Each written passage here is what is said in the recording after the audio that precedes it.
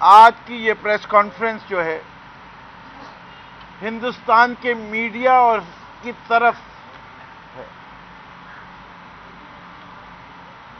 ہندوستان کا میڈیا یہ سن لے کہ اس قوم کے بچے کے پاؤں بھی نہیں تھر تھراتے جب اس ملک کی آن میری مادر کے اوپر کوئی بات آتی ہے یا کوئی میلی آنکھ سے بھی دیکھتا ہے. تم بات کیا کر رہے ہو؟ تم شاید بھول گئے ہو کہ ہمارے لیے شہادت حیات ہے.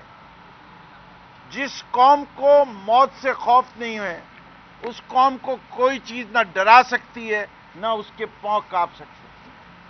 تمہیں جب ہماری طرف سے مار پڑی تھی تو تم نے کہا یہ شہادت کا کانسیپٹ تو بڑا اچھا ہے. تم نے وہاں بھی شہادت لے آئے. تم نے شہادت کو دوسرا مطلب دے دیا. ہمارے ہاں تو شہادت کا مطلب ہے ابدی زندگی، اور وہ ابدی زندگی ملتی اس وقت ہے جب آپ کو آخرت پہ یقین ہو. تمہارے ہاں جو ویسے جس طریقے سے بھی ہوں گے ان کو کیا حیات ملے گی وہ جانتے ہیں. نیکوکار لوگ چاہے وہ کسی مذہب سے بھی ہوں ان کا مقام جو ہو وہ خدا فیصلہ کرے گا.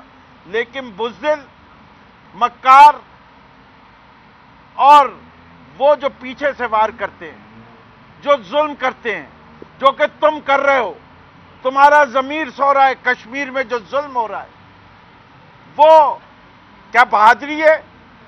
نہتے لوگوں کے اوپر ظلم کرنا کوئی بہادری ہے؟ اتنے بڑے بہادر ہو تو پلیبیسائٹ کراؤ. تمہاری اس وقت زبان کیوں رکتی ہے؟ کیا تمہاری جیبوں میں بھی پیسے ڈال رہے ہیں مودی؟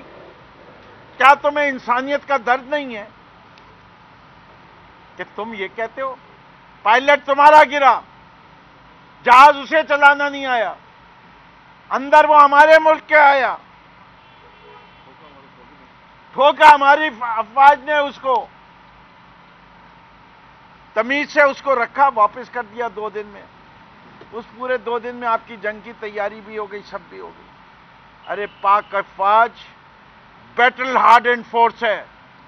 پاک افواج وہ فوج ہے جس کی وجہ سے بہت سارے لوگ مسلمان ممالک میں میلی آنکھ سے ان ممالک کو نہیں دیکھتے اس کہ وہاں بھی پاک فوج موجود ہے. پاک فوج جہاں ایڈوائز دینے بھی جاتی ہے وہاں بھی لوگوں کانپے ہیں. جو یونائٹڈ نیشنز میں ہماری فوج نے کام کیا ہے وہ یونائٹڈ نیشن سراہتی ہے. اور ہم نے یہ آپ کو بتا رہا ہوں کہ یہ پوری قوم جو ہے جب بھی ہندوستان میلی آنکھ سے پاکستان کو دیکھے گا تو وہ پاکستان افواج سے مقابلے پہ نہیں آئیں گی. ان افواج کے پیچھے یہ 22 کروڑ عوام کھڑے ہیں، اور جو بھی اس بیانیے سے اتفاق نہیں رکھتا وہ پاکستان کا دوست نہیں، وہ پاکستان کا دوست نہیں ہے. جو بھی ہندوستانیے کے بیانیے کو فروغ دے گا وہ پاکستان کا دشمن ہے، چاہے وہ کسی جماعت سے ہو. ہم سمجھتے ہیں کہ یہ قوم ایک ہے اس مسئلے کے اوپر. ہمارا جو ہے ایک قطرہ جو ہمارے خون کا ہے، ہم اپنی اس ملک کی تحفظ کے لیے نچھاور کرنے کو تیار ہیں.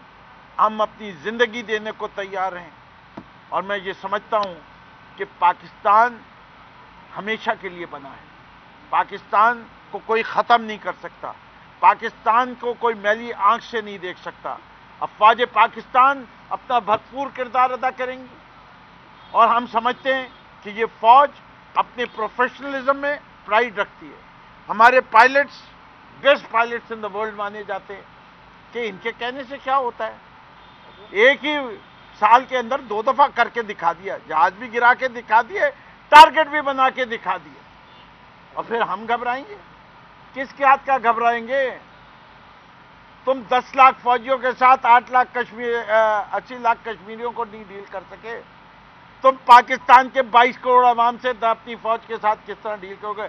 ऐसा फेंटा पड़ेगा मोदी जी पाकिस्तान के अवाम से कि हिंदुस्तान सफेद हस्ती से गायब हो जाएगा। आके तो देखो पाकिस्तान के अंदर तुम। हम पुरअमन मुल्क हैं, हम कोई साजिश नहीं करते, हम कभी किसी और की जमीन की तरफ नहीं देखते। ये ख्वाहिशात तुम्हारी हैं, माजी में भी तुमने ये किया है, तुम्हें आज बता रहे हैं हम, आज बता रहे हैं पाकिस्तानी अवाम की तरफ से, फौज तो बड़ी चीज है, तुम हमारा मुकाबला नहीं कर सकते, हम तुम्हें देख लेंगे। हम अपनी अफवाज के साथ खड़े हैं, हम अपनी अफवाज को सराहते हैं, हम अपनी अफवाज को सलूट करते हैं। उन्हीं ने हमें दहशतगर्दी से बचाया, उन्हीं ने जब कोई मुश्किल वक्त आया है मुल्क के काम आए, चाहे वो लोकस्ट हो चाहे कोविड हो, उन्हीं ने अपनी जिंदगी फ्रंट में आके वो काम किए, इस बात की परवाह किए बगैर कि इसमें जान जाती है, चाहे वो ज़माने अमन हो चाहे वो ज़माने जंग हो। ऐसी अफवाज को हम सलाम भी करते हैं, सराहते भी हैं, और हम उनको भी पता है कि पाकिस्तान के अवाम उनके साथ खड़े। और अब खुर्रम शेर ज़मान साहब पाकिस्तान तहरीक इंसाफ अपनी इन जज्बात का इजहार करने के लिए एक प्रोग्राम करना चाहती है, उसका वो अनाउंसमेंट करेगी। जी शुक्रिया आप सबको बहुत बहुत। हम आजकल देख रहे हैं कि मुल्क में किस तरीके से एक सियासी जमात नहीं बल्कि 12 सियासी जमातों का जो पूरा एक अचार है वो किस तरीके से मुल्क के अंदर इंतशार पैदा करने की कोशिश कर रहा है, किस तरीके से मुल्क के अंदर ये सियासी जमातें एक साजिश के तहत मुल्क को पीछे धकेलने की कोशिश कर रही हैं। हम देख रहे हैं कि मुल्क के अंदर किस तरीके से एक अफरा तफरी का माहौल पैदा करने की कोशिश की जा रही है, और हम ये भी देख रहे हैं कि किस तरीके से ये जितनी सियासी जमातें हैं इनका जो टारगेट है वो पहला टारगेट इनका यही है कि जो पाकिस्तान के इदारे हैं, जो पाकिस्तान की अफवाज पाकिस्तान है, पाकिस्तान की अफवाज है, उसको किसी तरीके से नीचा दिखाना है, किसी तरीके से अवाम के सामने उनका एक ऐसा इमेज लेकर आना है जो एक इमेज पूरी दुनिया के अंदर मकबूल है, उसको नीचे की तरफ इन्होंने धकेलना है। ये सारी चीज़ें पीडीएम जो है, जो पाकिस्तान पीपल्स पार्टी के तहत, पीएमएलएन के तहत और उसके साथ साथ मौलाना फजल रहमान के साथ मिलकर इन्होंने ये एक अपना एजेंडा बनाया हुआ है कि कोशिशें करके पाकिस्तान की जो इस वक्त तरक्की है, पाकिस्तान की जो इस वक्त कामयाबी है, पाकिस्तान के अंदर जिस तरीके से वज़ीर आज़म इमरान खान साहब ने कोविड का मुकाबला किया, जिस तरीके से पाकिस्तान में आपके वज़ीर आज़म ने आपके मुल्क को तरक्की की राह तक लेकर, तरक्की की राह की तरफ ले जाने के लिए एक सारा सिलसिला चलाया है, जिस तरीके से आपकी फॉरेन पॉलिसीज़ बेहतर हो रही हैं, इन्होंने ये सोचा है और ये इन्होंने समझा है कि अगर इसी तरीके से पाकिस्तान की मकबूलियत चलती रही, इसी तरीके से अफवाज पाकिस्तान अगर मुल्क की खिदमत करती रही तो जाहिर है कि इनकी सियासत तो ख़त्म हो जाएगी। तो हमने ये देखा है कि जो अल्फाज जिस तरीके से आपने देखा कि अयाज सादिक ने नेशनल असम्बली में इस्तेमाल किए, सबसे पहले तो हम इसको सख्त अल्फाज में इसकी मजम्मत करते हैं और हम डिमांड कर रहे हैं अपनी हुकूमत से, हम डिमांड कर रहे हैं कि इनके खिलाफ सख्त से सख्त कार्रवाई की जाए। हम अब ये देखेंगे इंशाअल्लाह ताला, इन सारों के देखेंगे कि अब इनकी किस तरीके से टांगें कांपेंगी, हम देखेंगे किस तरीके से अब इंशाअल्लाह ताला इनके किस तरीके से पसीने छूटेंगे। और ये अल्लाह का शुक्र है कि वो कहते हैं ना कि जब बुराई आती है तो इनके मुंह से खुद इनकी जो है चीज़ें इस तरह की निकलती हैं ताकि ये सही तरीके से एक्सपोज हों, अवाम के सामने इनका असल चेहरा नज़र आए, अवाम देखें कि इनके दिलों के अंदर मुल्क के लिए ख्वाहिशात क्या हैं, अवाम देखें कि इनके दिलों के अंदर, इनके दिमाग के अंदर मुल्क के लिए एक मिशन क्या है। इनका जो मिशन है, इन्होंने सिर्फ मुल्क को पीछे की तरफ धकेलना है। ये नहीं चाहते, ना नवाज शरीफ चाहता है, ना जरदारी चाहता है, ना ही मौलाना फजल रहमान और ना ही इनके साथ के जितने भी साथी हैं वो चाहते हैं कि मुल्क आगे की तरफ निकले। हमने पीडीएम के जलसे के अंदर कोयटा में देखा कि किस तरीके से एक शख्स ने, जिसकी कोई हैसियत नहीं है, वो स्टेज के ऊपर खड़े होके और नारे लगा रहा है बलूचिस्तान के हक के अंदर। हम तो हैरान है कि उसको गिरबान से पकड़ के स्टेज से नीचे क्यों नहीं फेंका। उस एक जिम्मेदारी थी, अगर मुहब्बे वतन लोग वहाँ पर मौजूद थे उस स्टेज पे खड़े, तो उनकी जिम्मेदारी थी उस शख्स को उसी वक्त स्टेज से नीचे उतार देना चाहिए था, उसी वक्त उसकी मजम्मत करनी चाहिए थी। ہم ابھی تک انتظار میں ہیں. ہم نے نہیں دیکھا کہ PMLN پاکستان پیپلز پارٹی مولانا فضل الرحمان یا ان کے PDM کے اور جتنے ساتھی ہیں ان کی طرف سے کسی قسم کا کوئی بھی ایک مذمتی سٹیٹمنٹ آئی ہو ایاز صادق کے خلاف. یہ دکھانا چاہ رہے ہیں کہ یہ سارے اس کے ساتھ کھڑے ہوئے ہیں اور یہ ثابت ہو رہا ہے کہ یہ سب کچھ ایک پلاننگ کے تحت ہو رہا ہے. ایاز صادق کے منہ سے اسی طرح نہیں کچھ نکل گیا. یہ پوری پلاننگ کے تحت ایک کمرے میں بیٹھ کے سازش کے ساتھ یہ پلان کیا گیا ہے کہ کس طریقے سے ہم پاکستان کی فوج کے خلاف بات کریں گے, ہم کس طریقے سے پاکستان کی فوج کی مورال کو نیچے دکھائیں گے, اور ہم کس طریقے سے پاکستان کے خلاف پلاننگ کریں گے اپنے ان دشمن ممالک کے ساتھ مل کر, تاکہ پاکستان اور پیچھے کی طرف جائے اور یہ آگے بڑھتے جائیں جو ان کی خواہشات ہیں اور جو ان کا خیال ہے. پاکستان تحریک انصاف یہ سمجھتی ہے کہ ان کی سازشوں سے کچھ فرق نہیں پڑنے والا ہے. یہ پاکستان کی قوم کے سامنے ان کے کالے چہرے, ان کی کالی سیاست, ان کے کالے ارادے وہ ایکسپوز ہو چکے ہیں. عوام نے ان کا اصل چہرہ دیکھ لیا ہے. پوری پاکستان کی قوم جو ہے وہ آج افواج پاکستان کے ساتھ کھڑی ہوئی ہے, وہ اپنے اداروں کے ساتھ کھڑی ہوئی ہے, وہ اپنی عدالتوں کے ساتھ کھڑی ہوئی ہے, وہ اپنے وزیر اعظم عمران خان کے ساتھ کھڑی ہوئی ہے. اور ہم خراج تحسین پیش کرتے ہیں وزیر اعظم عمران خان کو بھی, جس طریقے سے انہوں نے ہمارے پیارے نبی حضرت محمد مصطفیٰ صلی اللہ علیہ وسلم کے لیے ایک دفعہ واپس جس طریقے سے آواز اٹھائی ہے, جس طریقے سے پوری دنیا میں تمام اسلامی ممالک کے لیڈران کو خط لکھے ہیں, ہم خراج تحسین پیش کرتے ہیں. اور یہ کیوں شرمندہ ہیں PDM والے؟ کیا اس طرح کی حرکتیں ہم نے نواز شریف کے دور میں نہیں دیکھی تھی؟ کیا اس طرح کی سٹیٹمنٹس ہم نے زرداری کے دور میں نہیں دیکھی تھی؟ کیا جو حالات آج کشمیر کے اندر ہیں وہ مولانا فضل الرحمان کے دور میں جب وہ کشمیر کے ہیڈ ہوتے تھے تو کیا اس وقت ہم نے نہیں دیکھی تھی؟ یہ سب کچھ اس وقت بھی ہوتا تھا. تو ان کے لیے اصل میں آج کل شرم سے ڈوب مرنے کا مقام ہے اور ان کو موت آ رہی ہے کہ جو کچھ عمران خان کر رہا ہے, جو کچھ آج پاکستان کا وزیر اعظم کر رہا ہے, اگر یہ اسی طرح کنٹینیوٹی کی بیسس کے اوپر چلتا رہا تو ان کی سیاست کا تو نام و نشان نہیں رہے گا. لہٰذا پاکستان تحریک انصاف نے یہ فیصلہ کیا ہے کہ موجودہ حالات میں ہم اپنی افواج پاکستان کو, ہم اپنے اداروں کو, ہم اپنے وزیر اعظم کو خراج تحسین پیش کرنے کے لیے ایک پاکستان ریلی نکالنے جا رہے ہیں. یہ پاکستان زندہ باد ریلی جس میں خراج تحسین پیش کیا جائے گا اپنے اداروں کو, یہ ہم اتوار کے روز دوپہر 1 بجے مزار قائد VIP گیٹ سے ہم یہ ریلی شروع کریں گے, اور جس کا اختتام جو ہے وہ 3 تلوار کے اوپر ہوگا. یہ 1 تاریخ کو, کل اتوار کو.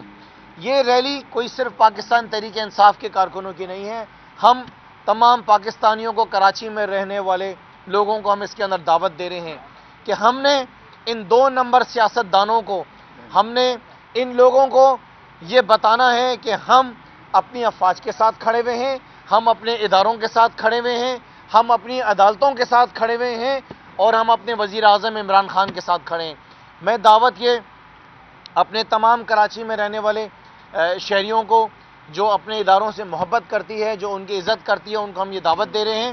اس میں پاکستان تحریک انصاف کے تمام MNAs, MPAs, تحریک انصاف کے تمام ورکرز, اور اس کے علاوہ کراچی میں رہنے والے ایک بہت بڑی تعداد جو ہے وہ اس کے اندر شامل ہوگی. اور اس کا مقصد صرف یہ ہوگا کہ آج کل کا جو موجودہ ماحول ہے, جس کے اندر ایک ماحول پیدا کیا جا رہا ہے پاکستان کو پیچھے کی طرف دھکیلنے کے لیے, ہم اپنے اداروں کو سپورٹ کرنے کے لیے ریلی نکال رہے ہیں. اور اس کے اندر میں تمام اپنے جو ہمارے صحافی دوست ہیں, آپ سب کو بھی میں دعوت دوں گا کہ آپ سب بھی اس ریلی کے اندر ہمارے ساتھ شامل ہوں. میں اس کے اندر یہ کہہ دوں کہ یہ سب تمام محب وطن پاکستانیوں, یہ پاکستان تحریک انصاف صرف اس کی منتظم ہے, دعوت جو ہے وہ تمام محب وطن پاکستانیوں کو ہے کہ آج ہندوستان نے للکارا ہے اور ہمیں ان کو دکھانا ہے کہ ہر پاکستانی جاگ رہا ہے, ہر پاکستانی اس ریلی کے اندر شریک ہو کر اپنی مادر وطن کے ساتھ اظہار یکجہتی اور اظہار ایثار کرنے آنا چاہیے اس کو. کووڈ کا زمانہ ہے, تمام لوگوں سے درخواست ہے کہ ماسک پہن کے آئیں, تمام لوگوں سے درخواست ہے اپنے ساتھ سینیٹائزر لائیں, एक गाड़ी के लोग एक गाड़ी में रहें, मोटरसाइकिल के ऊपर जो लोग हैं वो सवारियां तब्दील ना करें, इससे कि हम एक पैंडेमिक से भी मुकाबला कर रहे हैं और एक दुश्मन से भी मुकाबला कर रहे हैं। एक दुश्मन वो जो बैरून मुल्क बैठा हुआ है और एक वो हैं जो उनके सहूलतकार बने, चाहे वो नादानी में बन रहे हों, चाहे वो दानिस्ता तौर पे बन रहे हों। तो मैं ये समझता हूं कि मैं आपके जरिए तमाम अहले कराची को और अहले सिंध को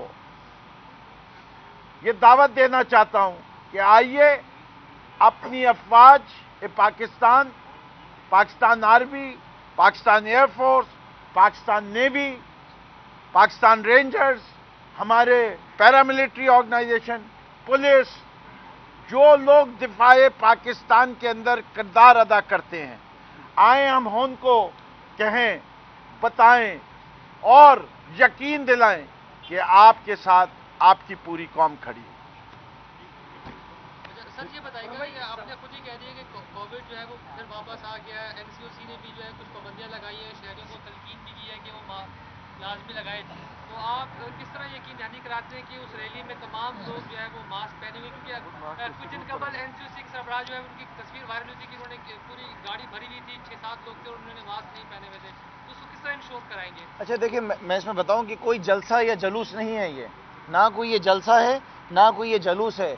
गाड़ियां जिस तरीके से शहर में आपको वैसे भी घूमती आती जाती नजर आती है, लोग सफर के लिए इस्तेमाल करते हैं, तो इस वजह से हमने कोई पैदल चलने वाला सिलसिला इसके अंदर नहीं रखा है। ये गाड़ियों की रैली है जिसमें गाड़ियों में लोग होंगे, जिसमें मोटरसाइकिल में होंगे, आम जिंदगी के अंदर भी आप लोगों को देखते हैं। और हमारी कोशिश यही है कि जिसमें हम जिस तरह फिरदौस साहब ने फरमाया कि ये इसके अंदर जो अफराद आएंगे वो सब मेक श्योर करें कि मास्क फिर भी जरूर पहने। अच्छा खुर्म साहब, मेरा सवाल आपसे ये है कि आप तो असेंबली के मेंबर दूसरी बार बने असेंबली में, आपको तो पता है कि उनकी सलामती के खिलाफ अगर कोई अल्फाज बोले जाते हैं तो उनको हज़फ किया जाता है। तो ये कौमी असेंबली में अभी तक जो एजाज सादिक ने बोला है, स्पीकर ने वो अल्फाज तो हज़फ नहीं किए, और आप कह रहे हैं कि वो उन्होंने हरकत की है, फौज के खिलाफ जबान इस्तेमाल की है। अभी तक मेरे ख्याल से मैं तो ये समझता हूँ कि अगर ये एक्सपंज हो जाता तो शायद कौम को नज़र नहीं आता कि इनके दिलों के अंदर, इनके दिमाग के अंदर, इनकी सोचों के अंदर ख्यालात क्या हैं अपनी अफवाज के लिए। ये तो अच्छा हुआ कि इनका चेहरा नज़र आया। देखें, मैं समझता हूँ कि बहुत ज़्यादा ज़रूरी है कि आवाम को ये मालूम हो कि एक तरफ तो ये करप्शन में डूबे हुए हैं, एक तरफ तो मुल्क का पैसा लूट लूट कर अपनी जायदादें और अपने कारोबार को फ़रोग दे रहे हैं, और उसके साथ साथ दूसरी तरफ इनके दिलों में अपने इदारों के लिए नफ़रत कितनी बढ़ी हुई है। अगर ये एक्सपंज भी हो जाता तो ये पता कैसे चलता कि ये कर क्या रहे हैं और इनकी हरकतें क्या और इनकी सोचें क्या हैं। अच्छा आवाम के सामने एक्सपोज हुए हैं। इसी वजह से मैंने कहा कि हम डिमांड करते हैं अपनी हुकूमत से कि ऐसी शख्सियत, ऐसे अफराद के खिलाफ सख्त से सख्त कार्रवाई की जाए, कानून के तहत, जिस एक्ट के तहत करनी है, लेकिन इनको लेसन सिखाना ज़रूरी है। ये एक्सेप्टेबल किसी हाल में नहीं है। मैं इस बेसिस से नहीं कह रहा हूँ कि मैं पाकिस्तान तहरीक इंसाफ का MPI या वर्कर हूँ, मैं एज अ पाकिस्तानी बात कर रहा हूँ कि किसी की जुर्रत या हिम्मत कैसी हो कि अपने दुश्मन की जो स्टेटमेंट्स हैं, अपने दुश्मन को जो है उसको सहराने के लिए उसके मुल्क को पता नहीं कोई किसी किस्म की अप्रिसिएशन बैठ के कोई सर्टिफिकेट दे रहे हैं वो बैठकर। तलत भाई वो क्या करेंगे जो स्टेज के ऊपर खड़े होकर बलोचिस्तान की अलहदगी की बात करते हैं जी, उसको भी हदफ करवाइए। इनका हदफ करने का तरीका सिर्फ एक है, अवाम पाकिस्तान जिस तरह मौलाना फजलुर रहमान को एक दफा रिजेक्ट कर चुके हैं, ऐसी तमाम कुव्वतों को बार बार रिजेक्ट कर। Thank you. ये बता दें कि कराची के मसाइल पर भी आप लोगों ने माशाल्लाह एहतजाज किया। क्या इलेक्ट्रिक वाला एहतजाज कहाँ गया? सुई सौदन केस के मामला कहाँ गए? लोगों को इन चीज़ों से नहीं गर्ज कि आप लोग और अपोजिशन क्या सियासत खेल रहे हैं, उनके मसाइल के हवाले से आपकी वफाकी हुकूमत ने क्या किया? CEO को तो आप लोगों ने स्पेशल असिस्टेंट बना दिया। लोड शेडिंग का खात्मा हो चुका है। नहीं, मैं आपको बड़े स्ट्रेट जवाब दे सकता हूं इसके। सुई गैस का मसला जब उठाया तो पता चला कि पूरा मामला खराब किया हुआ है। सिंध हुकूमत ने एक 17 किलोमीटर की लाइन की इजाजत नहीं देने की। एहतजाज के एक बाद मिनट, जब हम एहतजाज करके चीफ मिनिस्टर हाउस गए तो उसके बाद अगले दिन कैबिनेट में दिया। अब वो मुराद अली शाह के पास तो होगा अलादीन का चिराग کہ ایک دن اجازت دو اور دوسری دن لائن لگ جائے. 17 کلومیٹر لائن ڈلنے میں وقت بھی لگے گا. RLNG کی ہے سر، سر کا کوئی تعلق نہیں ہے. آپ کے لیے جو بات وفاق نے رکھی ہے وہ یہ ہے کہ RLNG کو گیس ٹریٹ کیا جائے گا اور ویٹڈ ایوریج کے لحاظ سے اس کی پرائس ہوگی. ہر فیلڈ کی پرائس فرق ہوتی ہے. سوئی گیس کی جو نرخ نامہ بھی آپ دے رہے ہیں اس کے اندر تمام گیسز کی پرائس لے کے پھر نکالا جاتا ہے. انہی طرح جس طرح گیس فیلڈ کی پرائس لی جاتی ہے اسی طرح RLNG کی قیمت لی جائے گی اور وہ ڈالی جائے گی. کہ الیکٹرک کا سوال ہے کہ الیکٹرک کا بھی الحمدللہ جو ہے وہ صورتحال یہ ہے. اپریل 2021 میں 450 میگا واٹ کی ٹرانسمیشن ایک آئے گی. مئی کے مہینے میں ایک پاور پلانٹ اور شروع ہوگا جس کے ذریعے 400 میگا واٹ بجلی اور ایڈ ہوگی. اگست کے مہینے میں ایک اور آئے گا پاور پلانٹ, اس سے 400 ایڈ ہوگی, اور اپریل 2022 میں 800 میگا واٹ کی ایک اور نیشنل گریڈ سے لائن بن کے تیار ہو جائے گی. اس طریقے سے برداشت کرے گا کہ الیکٹرک کا جو سسٹم ہے, جو موجودہ انفراسٹرکچر ہے, کیا یہ جو ہے جب تک وہ معاوضے کا جو وہاں سے اگر وہ بجلی آ سکتی ہے وہ تو وہ برداشت نہیں کر رہا, کیا اس کا انفراسٹرکچر اس لیول پہ آئے گا کہ یہ جو نئے جو پاور پلانٹ سے جو پروڈکشن کمرشل پروڈکشن شروع ہو جائے گی؟ سر بات یہ ہے اپگریڈیشن کیا ہو رہی ہے کہ الیکٹرک؟ جی یہی اسی لیے تو وہ اپریل کا وقت دے رہے ہیں کہ وہ بھی اپ گریڈیشن ہو رہی ہے, ٹرانسمیشن لائن بھی بنائی جا رہی ہے. صاحب ملک میں ایک غداری کے سرٹیفکیٹ اور کیسز درج ہو رہے ہیں. آج نیا منتخب سپریم کورٹ بار کے صدر سے لطیف آفریدی کا یہ بیان سامنے آیا ہے. اس کا کہنا ہے کہ اداروں کو اپنے حدود میں رہ کے کام کرنا چاہیے. جن کو بارڈر سنبھالنی ہے وہ بارڈر سنبھالیں اور ہر ادارے کو اپنے حدود میں رہ کے کام کریں. اس موقف پہ آپ کا کیا موقف ہے؟ میں کہتا ہوں آفریدی صاحب کو بھی اپنے حدود میں رہ کے کام کرنا چاہیے. صاحب ایک آخری سوال کا جواب دے دیں. کراچی میں مہنگائی کافی زیادہ بڑھ چکی ہے. دودھ 120 روپے کلو مل رہا ہے, آٹا 740 روپے, مہنگائی بڑھ رہی ہے. کمشنر کا کام ہے نا. عمران خان صاحب نے کہا تھا کہ ٹائیگر فورس آئے گی. کراچی میں کب آپ لوگ کام کریں گے کیونکہ سندھ حکومت کی جانب سے مہنگائی کو کنٹرول نہیں. اچھا میں آپ کو اس کا جواب دے دیتا ہوں. میں ان کے سوال میں ایڈ کروں کہ چلو یہ اظہار یکجہتی پاکستان سے ریلی تو ٹھیک ہے, لیکن عوام کی یکجہتی کے ساتھ کب ریلی نکالی جائے گی کہ انڈا جو ہے ابھی 80 روپے ہے, دوائی جو ہے وہ مل نہیں رہی ہے. اس گورنمنٹ کے ہوتے ہوئے 4 بار دوائی میں قیمتیں بڑھی ہیں, تو عوام سے یکجہتی کے لیے کب ریلی نکالی جائے گی؟ اچھا دیکھیں سر, یہ اور اس کے ساتھ ایڈ ہے پرپوزل بھی آپ سمجھ لیں کہ جس طرح انڈیا میں ماروتی گاڑی ہر فیڈرل منسٹر کو اور گورنر کو, وہ تو آپ کے یہاں پہ بھی کم از کم 1000 cc کرٹس جو ہے نا ہر وفاقی وزیر MNA اور وہ استعمال کرے. یہ پراڈو کلچر اور یہ سب چیزیں ختم ہو رہی. دیکھیں جناب, یہ آپ کے سوال کا میں جواب دوں. صوبے کے اندر دودھ کے ریٹ کو کنٹرول کرنا, مرغی ہو گئی, سبزیاں ہو گئیں, گوشت ہو گیا, یہ ذمہ داریاں کوئی وفاقی حکومت کی نہیں ہے. یہ آپ صحافی دوست سب جانتے ہیں اچھے طریقے سے. یہ ذمہ داری کمشنر کراچی کی ہے. یہ وزیر اعلیٰ کی ذمہ داری ہے کہ اپنے کمشنر سے پوچھیں, وہ ان کے اپنے ڈپٹی کمشنر سے پوچھیں, اپنے اسسٹنٹ کمشنر سے پوچھیں کہ مارکیٹ میں جا کے چھاپے کیوں نہیں مان رہے. ہم تو یہ کہتے ہیں کہ جو ریٹ وزیر اعلیٰ کے کمشنر نے نکالا اس ریٹ کو امپلیمنٹ کرائیں نا آپ. عوام تو وہی ریٹ مانگ رہی ہے, اس سے زیادہ تو نہیں کہہ رہی ہے, نا اس سے کم کہہ رہی ہے, تو وہ ریٹ بھی امپلیمنٹ نہیں ہو رہے ہیں. سو یہ فیلئر ہے صوبہ سندھ کی حکومت کا, پاکستان پیپلز پارٹی کی حکومت کا, کہ ان کے جو شہر کے اندر بیٹھے ہوئے کمشنرز ہیں, جو ان کے شہر میں بیٹھے ڈپٹی کمشنرز ہیں, وہ ٹکے کا کام نہیں کر رہے ہیں. پچھلی دفعہ جب میں گیا تو مجھے شاید فرما رہے تھے کہ شاید 8 چالان کرے انہوں نے خالی. ایک سوال کا آپ کا جو جواب ہے, 1 منٹ, کل کا اخبار اٹھائیے بزنس ریکارڈر سیٹرڈے کا. سیمنٹ فیکٹریوں کا اضافہ ریکارڈ, انڈس موٹر کا منافع ریکارڈ, اسٹیل سیکٹر کا ریکارڈ. جب انڈسٹری منافع بخش ہوگی تو اس کا مطلب کیا ہوگا کہ ملک کی معیشت منافع بخش ہو رہی ہے. جب وہ ملک کی معیشت مضبوط ہوگی تو فائدہ کس کو ہوگا؟ عوام کو ہوگا. سمجھایا یہ تھا کہ دیوالیے کی حالت میں چھوڑ کے گئے تھے, دیوالیے سے نکالا ہے, وقت چاہیے. ہم کام ہی صرف ایک چیز کے لیے کر رہے ہیں, عوام کی خوشحالی کے لیے. تبھی تو کہا تھا عمران خان نے کہ یہ ملک لاک ڈاؤن کا متحمل نہیں ہے, ہم غریب کے ساتھ کھڑے ہوئے ہیں. غریب کو ایمرجنسی کیش دی, गरीब को हेल्थ प्रोग्राम दिया केपी में, पंजाब में, बलोचिस्तान में। ये सिंध की नालायक हुकूमत है जो सिर्फ NICVD पहले दिल का आर्जा लगवाती है, यूनिवर्सल हेल्थ कवरेज क्यों नहीं देती? दे, हुकूमत उसका हिस्सा बनना चाहती है। और कल हम आपसे दो चीज़ों की और एक गुजारिश करता चलूं, हम आपको दोबारा आज जहमत देंगे। मैं इस वक्त असेंबली जा रहा हूं, वहां से हम तमाम MPs एक मीटिंग करके एक याददाश्त बना के हम फ्रेंच कॉन्सुलेट जाएंगे। इंशाल्लाह वहां आप लोग भी हमारे साथ हैं। तो एक सवाल ये बता दें कि क्या अयाज सादी के खिलाफ कार्रवाई होनी चाहिए, और दूसरी बात ये कि जो सर एक सेकंड, फवाद चौधरी साहब ने जो कुछ कहा उस पर क्या कार्रवाई होनी चाहिए आप समझते हैं? मैंने नहीं सुना फवाद चौधरी ने क्या कहा, लेकिन मुझे इतना पता है कि अयाज सादिक के बारे में जब जो सवाल मुझसे कर रहे हैं, बिल्कुल अयाज सादिक के ऊपर जो है कार्रवाई होनी चाहिए। फवाद साहब का मैंने स्टेटमेंट सुना नहीं है अभी तक, फरदौस भाई आप मुझे शेयर कर लें। 3 गाड़ियां बिकवाई थी, 4 भैंसें बिकवाई थी PM और की इमरान खान ने, वो पैसा कहाँ गया? उससे वहाँ यूनिवर्सिटी बननी थी, कब बुनियाद रखी जाएगी उस यूनिवर्सिटी की? और वो जो अरबों खरबों रुपए वो 3 गाड़ियों से और 4 भैंसों से आए थे, वो कहाँ गए? सर आपने मेरे सवाल का जवाब दिया, है वो कि भाई खजाने में गए ना सर वो।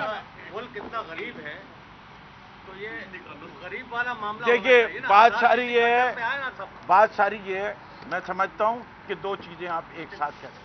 एक तो ये कि जिधर जिधर एडिशनल एक्सपेंस था, वजीर आजम के घर के खर्च में कितना कमी हुई है बताइए ना। मालूम ही नहीं नहीं आप बताइए, आप इससे कि नहीं मैं क्यों बताऊं, आप इतने बाखबर सहाफी हैं कि आपको पता होना चाहिए कि सदारती प्रेसिडेंट हाउस के कितनी कमी हुई है और वजीर आजम के घर में कितनी कमी हुई है। ये वो लोग हैं जो शहबाज शरीफ साहब के ऊपर 2800 पुलिस वाले थे और मुंह पे ताला था। ये वो लोग हैं कि 8-8 कैंप ऑफिस थे और मुंह पे ताला था। वो लोग हैं जो 32 BMW आती थी मुल्क के अंदर और मुंह पे ताला था। हम तो अखराजात कम कर रहे हैं, कोई नई गाड़ी नहीं आई है, जो पुरानी गाड़ी आई हैं वही चल रही हैं। चलिए।